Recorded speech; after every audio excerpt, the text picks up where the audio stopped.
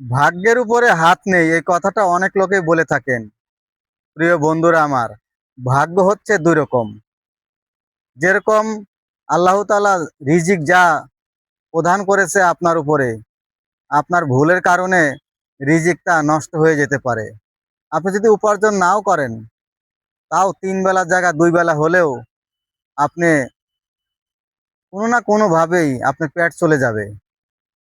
আর যদি আপনি অধিক কিছু চান, ভালো খেতে চান, ভালো পড়তে চান, দামি বাড়ি, দামি গাড়ি করতে চান, তাহলে আপনাকে অধিক পরিশ্রম করতে হবে।